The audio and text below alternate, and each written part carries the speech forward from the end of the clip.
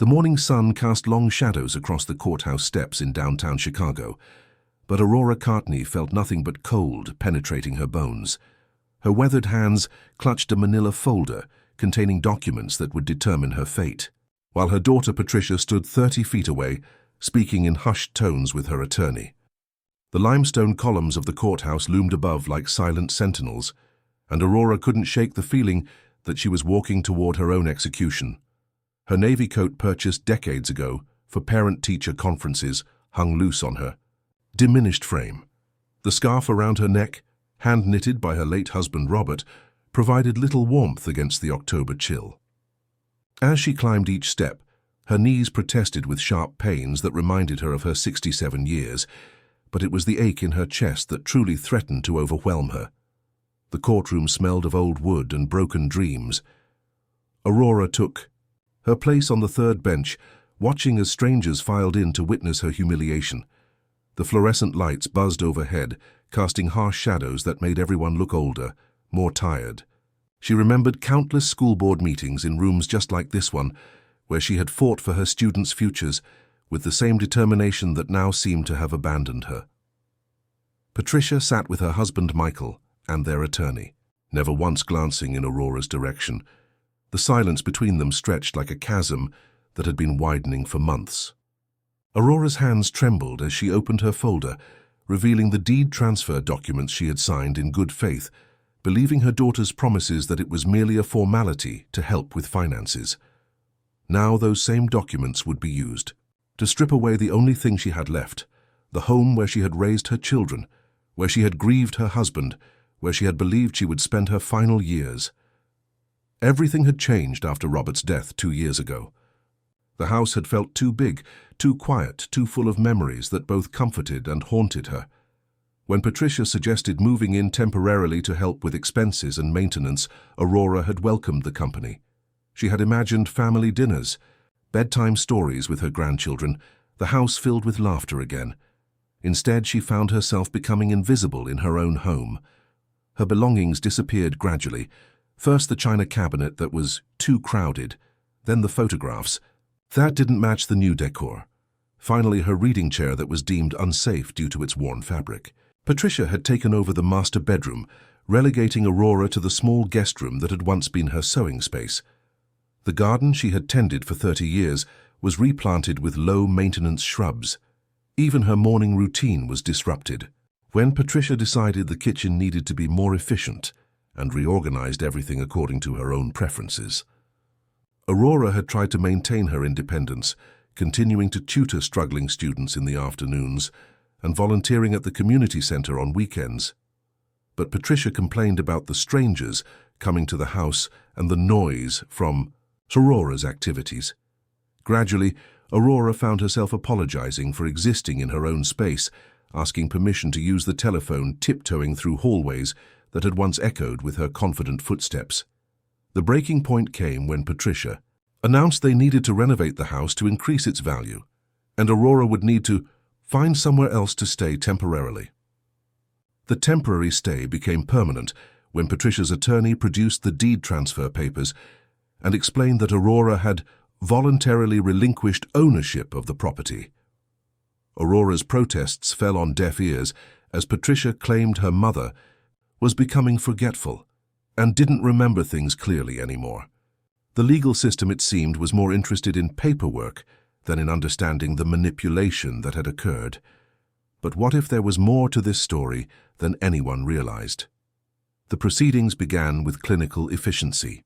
Patricia's attorney presented the case as a simple property dispute, painting Aurora as a confused elderly woman who had made a generous gift to her daughter and was now experiencing buyer's remorse. He spoke of Aurora's declining mental state and her inability to maintain the property, citing the overgrown garden and the need for various repairs. Aurora listened to herself being described as a burden, a problem to be solved, a relic of the past, who couldn't accept change. When given the opportunity to speak, she stood on unsteady legs and tried to explain the truth, that she had been coerced, that promises had been broken, that she had been systematically isolated and manipulated. Her voice cracked with emotion as she described the lemon tree she and Robert had planted, the memories embedded in every room, the life she had built brick by brick. But the judge seemed unmoved, focused only on the legal documents and the testimony of witnesses who portrayed Aurora as a demanding mother who couldn't let go of control.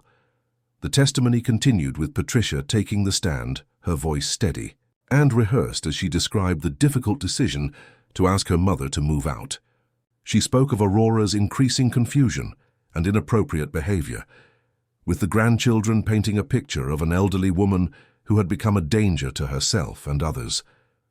Aurora felt each word like a physical blow watching her daughter, the child she had raised, the woman she had supported through college and divorce, systematically dismantling her character and credibility. Patricia's husband, Michael, nodded sympathetically from the gallery, playing the role of the concerned son-in-law who only wanted what was best for everyone involved. The judge asked pointed questions about Aurora's mental state, her financial situation, and her ability to live independently. Aurora's own attorney, a young man assigned by legal aid, seemed overwhelmed and unprepared, offering only weak objections to the narrative being constructed around her. As the morning wore on, Aurora realized that this wasn't just about losing her house. It was about losing her identity, her dignity, and her place in the world. The legal system was preparing to erase her as surely as if she had never existed. Little did anyone know that help was about to arrive from the most unexpected source. The courtroom door opened with a soft creak, and Aurora looked up to see a tall man in his 30s stepping inside. He wore a simple brown coat and carried himself with quiet confidence, his eyes scanning the room until they found her. Something about his face seemed familiar, though she couldn't place him immediately. He walked past the other spectators and took a seat directly behind Aurora, his presence somehow both comforting and mysterious. The judge called for a brief recess, and during the break, the stranger leaned forward and whispered, "Mrs. Courtney, you remember me? I'm David Chen. You were my teacher at Lincoln Elementary." Aurora turned to study his face more carefully, and suddenly the years fell away. She saw the shy, traumatized 11-year-old who had barely spoken above a whisper, the boy who had been placed in her class after years of educational neglect and emotional abuse. David had been one of her most challenging students, but also one of her greatest triumphs. She had spent countless hours with him, patiently coaxing him to communicate, helping him discover his voice and his worth. Now he sat before her as a successful adult, and she felt a spark of hope ignite in her chest for the first time in months. When the proceedings resumed, David stood and asked the judge for permission to speak. Patricia's attorney objected, arguing that this was a closed family matter and that outside testimony was irrelevant. But David's calm demeanor and professional bearing impressed the judge, who granted him a few minutes to address the court. David spoke eloquently about his childhood trauma and how Aurora had been the first adult to truly see him as a person, worthy of respect and patience. He described her innovative teaching methods, her dedication to students that others had written off, and her ability to transform lives through compassion and persistence. His testimony painted a picture of Aurora that was completely at odds with the confused, incompetent woman Patricia had described. As David spoke, Aurora saw other people in the courtroom beginning to look at her differently, their expressions shifting from indifference to curiosity to something approaching respect. Patricia's face grew red with embarrassment and anger as David continued to praise Aurora's character and competence. David's testimony became even more powerful as he described his current work as a special education teacher and child advocate, crediting Aurora with inspiring his career choice. He spoke of the countless letters he had received from other former students who remembered Aurora's kindness and wisdom, her ability to see potential where others saw only problems. The judge listened intently as David explained how Aurora's teaching methods had been ahead of their time, incorporating elements of trauma, informed care, and individualized learning that were now considered best practices. He presented documentation of Aurora's recent volunteer work and tutoring activities, providing evidence that she remained mentally sharp and engaged with her community. Patricia's attorney tried to dismiss David's testimony as irrelevant nostalgia, but the damage was done. Aurora felt her dignity being restored with each word, David spoke, her confidence slowly returning as she remembered who she had been before fear and manipulation had diminished her sense of self-worth. The courtroom atmosphere had shifted dramatically by the time David finished his testimony. Other people began to approach Aurora during the next break, including a former colleague who had heard about the case through the educational community's informal network. Aurora realized that her story had touched something deep in these strangers, reminding them of teachers who had made a difference in their own lives. The judge seemed genuinely moved by David's words, asking follow-up questions about Aurora's mental state and her recent activities. Patricia's confident demeanor began to crack as she realized that her carefully constructed narrative was falling apart. Her attorney requested another recess to confer with his client, and Aurora could see them engaged in heated, whispered conversation. For the first time since this ordeal began, Aurora felt like she might actually have a chance at justice. But she also understood that regardless of the legal outcome, something more important had already happened. She had been reminded of her own value and worth as a human being. Have you ever experienced or known someone who has faced a situation where their dignity was stripped away by those closest to them? Please share your thoughts in the comments. The judge's decision when it came was both disappointing and liberating. While the deed transfer was legally binding, and Aurora could not reclaim ownership of her house, the judge expressed serious concerns about the circumstances surrounding the transfer. He strongly encouraged Patricia to find an amicable solution that would allow Aurora to remain in the home, noting that the evidence suggested she was fully capable of independent living. Patricia, her face flushed with embarrassment after David's testimony, offered to let Aurora stay in the guest room under certain conditions, a curfew, supervised visits, and restrictions on her activities. Aurora looked at her daughter. This woman she had raised and loved, and felt a strange sense of clarity. She stood up slowly, her back straight for the first time in months, and declined the offer. The courtroom fell silent as Aurora spoke with quiet dignity about her decision to find her own place to live, refusing to accept the role of a tolerated burden in what had once been her home. Patricia's face showed a mixture of relief and something that might have been shame, though she quickly looked away. Outside the courthouse, David walked with Aurora toward the parking garage, their footsteps echoing off the concrete walls. The afternoon sun had broken through the clouds, casting everything in golden light that seemed to symbolize the beginning of something new. David told Aurora about his own struggles after leaving her classroom, the years of therapy and hard work that had led him to his current success. He spoke of the many times he had wanted to find her and thank her for changing his life, and how her name appearing on the court docket had seemed like fate. Aurora felt a warmth spreading through her chest that had nothing to do with the sunlight. She realized that while she had lost her house, she had gained something far more valuable. The knowledge that her life's work had mattered, that she had made a difference in ways she had never fully understood. David offered to help her find a new place to live, and Aurora accepted gratefully, knowing that she was no longer alone in her struggle to rebuild her life. The small apartment Aurora found near Lake Michigan was nothing like the spacious house she had lost, but it was entirely hers. The morning sun streamed through the windows, illuminating the simple furniture she had chosen carefully, each piece selected for comfort and function, rather than to impress anyone else. She had her own kitchen again, her own schedule, her own choices about how to spend her days. David visited regularly, bringing Chinese tea and stories about his students, many of whom reminded him of his younger self. Aurora began tutoring again, working with children who needed extra help and patience, rediscovering the joy she had always found in teaching. Her small apartment became a sanctuary where traumatized children could feel safe and valued, where struggling students could find the support they needed to succeed.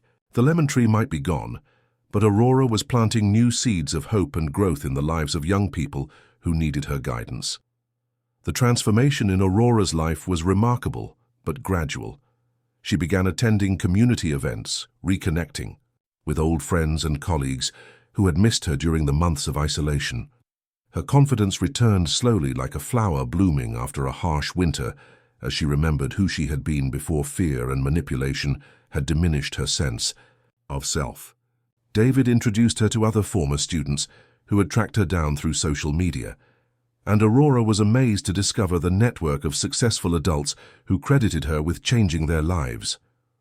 A former student who had become a doctor, another who had started a non-profit organization, a third who had overcome addiction, and now counseled others. All of them remembered specific moments when Aurora's kindness had made the difference between despair and hope. She began to understand that her legacy was not contained in any building or deed, but in the lives she had touched and the love she had shared. The final chapter of Aurora's story was still being written, but she knew now that it would be a story of triumph rather than defeat. She had learned that dignity could not be taken away by others, only surrendered by oneself, and she had chosen to reclaim hers. The small apartment by the lake had become a symbol of her independence and resilience, proof that she could still create a meaningful life on her own terms. Patricia had made a few awkward attempts at reconciliation, but Aurora had maintained her boundaries while leaving the door open for a genuine relationship if her daughter chose to walk through it. David had become not just a friend, but a reminder of the lasting impact of her work, a living testament to the power of compassion and patience. As Aurora sat on her balcony each morning watching the sun rise over Lake Michigan, she felt a deep sense of peace and purpose. She was no longer the woman who had been humiliated in court, but Aurora Cartney, teacher, mentor, and survivor, ready to face whatever came next with grace and dignity. 6 months after the court case, Aurora received an unexpected visitor. Patricia stood at her door holding a small potted lemon tree, her eyes red with tears she had been holding back for too long. The conversation that followed was difficult and painful, but it was also honest in a way that their relationship hadn't been for years. Patricia spoke of her own fears about aging and death, her panic at watching her mother become frail, and her misguided belief that taking control would somehow protect them both from loss. Aurora listened with the patience she had learned from decades of teaching, recognizing the frightened child beneath her daughter's adult exterior. They talked for hours, acknowledging the hurt that had been caused while tentatively exploring the possibility of healing. The lemon tree, Patricia explained, was grown from a cutting she had taken from the original tree before it was removed, a gesture of hope that they might be able to plant new roots together. Aurora accepted the gift gracefully, knowing that forgiveness was not about forgetting the past, but about choosing to build a better future. As Patricia left that evening, both women understood that their relationship would never be the same, but it might with time and effort become something even stronger. Aurora Cartney's story had become a testament to the power of human resilience and the importance of remembering one's worth. She continued to teach, to mentor, to inspire, but now she did so with the hard-won wisdom of someone who had faced her greatest fears and emerged victorious. The small apartment by the lake had become a beacon of hope for other elderly people facing similar challenges, a reminder that age did not mean irrelevance and that dignity was not dependent on the approval of others. David's initial act of courage in speaking up for her had inspired others to do the same, creating a ripple effect of advocacy and support that extended far beyond Aurora's individual case.